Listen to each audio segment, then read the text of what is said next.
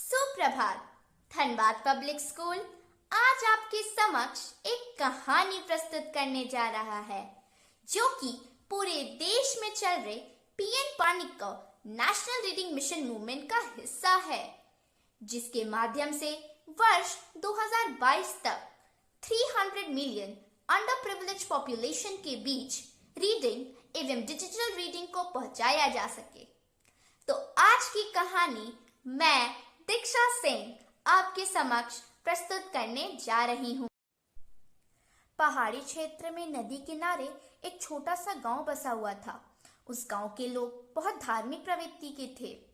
उस गांव के मध्य स्थित मंदिर में वे लोग दैनिक पूजा अर्चना करते थे। उस मंदिर की देखभाल की जिम्मेदारी वहां के एक पुजारी पर थी, जो मंदिर परिसर में ही निवास करता था। वह दिन रात ईश्वर की प्रार्थना में लीन रहता था। एक बार गांव पर प्रकृति का कहर मूसलाधार बारिश के रूप में टूटा, जिससे गांव की नदी में बाढ़ आ गई। बाढ़ का पानी जब गांव में प्रवेश कर गया तो गांव के लोग घर छोड़कर किसी सुरक्षित स्थान पर जाने की तैयारी करने लगे। गांव छोड़कर जाने से पहले वहां के एक व्यक्ति को उस मंदिर के पुजारी का ध्यान आया। वह भागता हुआ मंदिर के पास गया और पंडित को बोला, पंडित जी, बाढ़ का पानी हमारे घरों तक आ गया है। वह बढ़ते बढ़ते इस मंदिर तक भी आ जाएगा।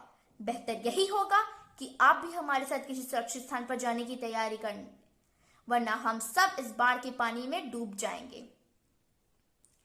पंडित उस व्यक्ति की बात सुनकर बोला, मैं तुम लोग जैसा नास्तिक नहीं हूं। मुझे भगवान पर पूरा भरोसा है, वह मुझे कुछ नहीं होने देगा। तुम लोगों को जाना है तो जाओ, मैं यहीं रहूंगा। पंडित की बात सुनकर वह व्यक्ति चुपचाप वहां से चला गया। अब बाढ़ का पानी मंदिर तक आ गया था। बढ़ते बढ़ते वह पंडित की कमर तक भी आ गया था। तभी वहां पे एक व्यक्ति नाव लेकर आया और पंडित से बोला, अरे पंडित जी, मैंने सुना अभी तक आप यहीं हैं। चलिए नाव पर जल्दी बैठिए, वरना हम सब बह जाएंगे। पंडित वही बात दोहराते हुए उस नाव वाले व्यक्ति से भी कहता है और जाने से इनकार कर देता है। अब बाढ़ का पानी मंदिर की छत तक पहुंच गया था। भगवान को मदद के लिए याद करता हुआ पंडित मंदिर के शिखर पर जा खड़ा हुआ। कुछ ही देर में वहां सुरक्षा दल हेलीकॉप्टर से आया और पंडित को बचाने के लिए रस्सी फेंकी। रस्सी पकड़ने से पंडित मना कर देता है और वही बात दोहराता है। अब पंडित डूबता है, डूबने लगा। डूबते डूबते वह भगवान से शिकायत करने लगता है, हे ईश्वर, मैंने पूरा जीवन तुझे समर्पित कर दिया और बदले में तूने मुझे मौत दे रहा है।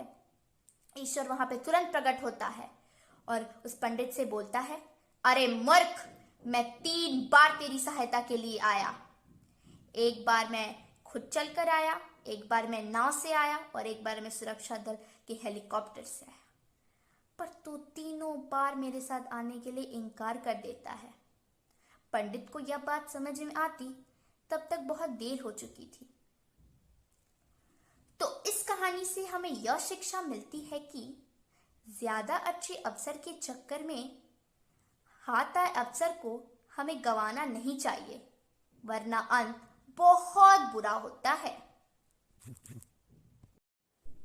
तो दोस्तों, धनबाद पब्लिक स्कूल आपसे यह आग्रह करता है कि आप भी एक कहानी पढ़ें, उसे रिकॉर्ड करें एवं अपने 10 मित्रों और संबंधियों को भेजें और उनसे भी यह अपील करें कि वो भी एक कहानी पढ़ें, उसे रिकॉर्ड करें एवं अपने 10 संबंधियों और मित्रों को भेजें।